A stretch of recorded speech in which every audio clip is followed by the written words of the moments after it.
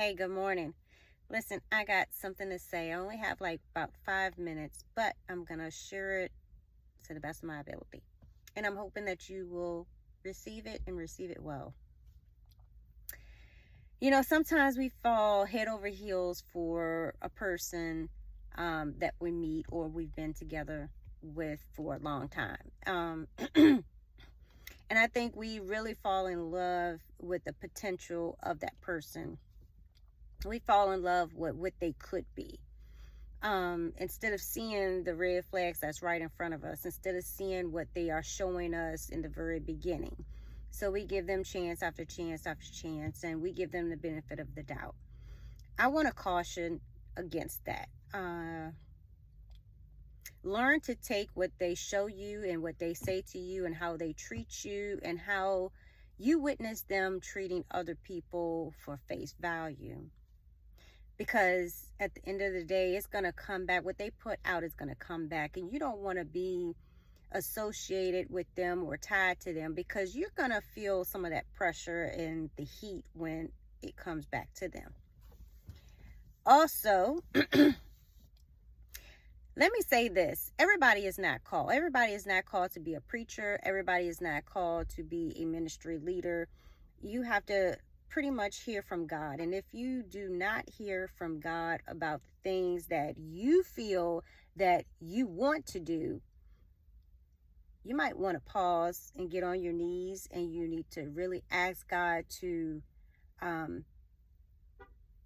speak to you. Because playing around with, taking a role as big as being a preacher and shepherding a flock,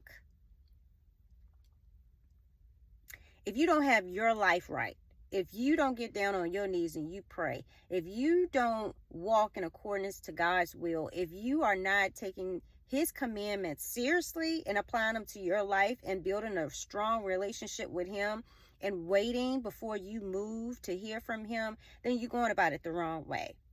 Also, if you are married and your marriage is not right and you are not cultivating or you're not nurturing your marriage, how can you cultivate and nourish a flock of people? You simply cannot. Another thing. So this video is going to have 3 different, things that I have covered. All right. The last thing is emotional and mental stability is a serious thing.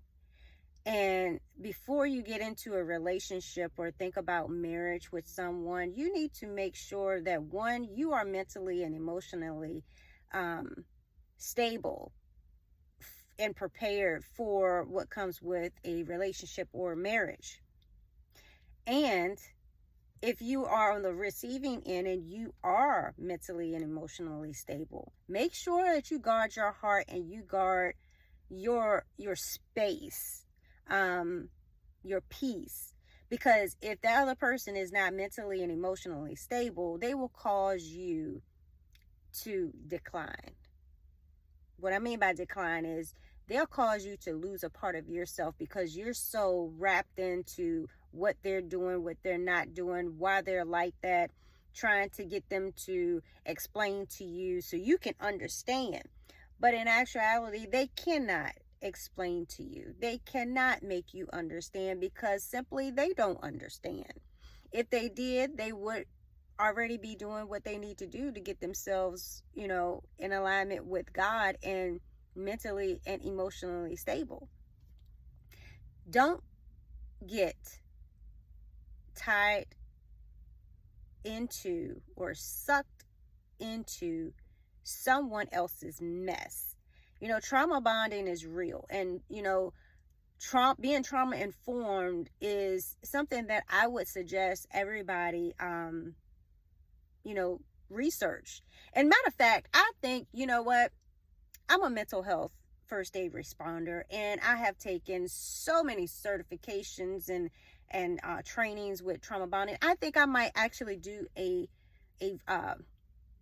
info session. Yeah, I think I might do that because a lot of people are in relationships, believe it or not, with People who are struggling with their trauma, past trauma, and they know, some of them know that they have trauma and things, that areas in their life that they need to work on, but they choose to overlook it. And what they do is gaslight. When you bring something to their attention that affected you in some kind of way, they will turn it back on you to make you seem like you are the person that is at fault. And a lot of times, if you are not strong enough in your mental and emotional state, you will start to believe it. You will start to take it and take it and take it until you get to the end and you explode because you have had enough. You are frustrated. So what I would say to those people that are feeling like that, back up. Be silent. Pay attention to your surroundings, what that person says, what that person does, what that person does not do. Pay attention to what you feel. Pay attention to everything. And at the end of the day, if you feel like it's not conducive to your life, it's not benefiting you, it's not going to prosper you, it's not going to make you grow, it's not supporting you, it's not loving, encouraging, and nurturing you, if it's not doing all the positive things that you know you want in your life, you need to reevaluate your situation. Now hear me. I am very passionate about all these three things that I just now mentioned to you. And the reason why is because I have lived it. I have lived experiences from each and every one of them. And it breaks my heart when I see that some people are in need or are need an exit route and they don't know how to go about it, or there may be things that is hindering them from moving forward. Finances, home, job, family support. It's different things out there that may hinder a person to stay in a situation such as what I have explained. But there's always hope. All you have to do is get down on your knees, and you need to be sincere, and you need to pray to God to remove you from that situation and to uplift you and encourage you and strengthen you and give you the power and motivation to move. I hope that this helps someone, because it helped me when I first heard it, and I am definitely spreading the word to other people. Don't stay in situations where you know is not of God.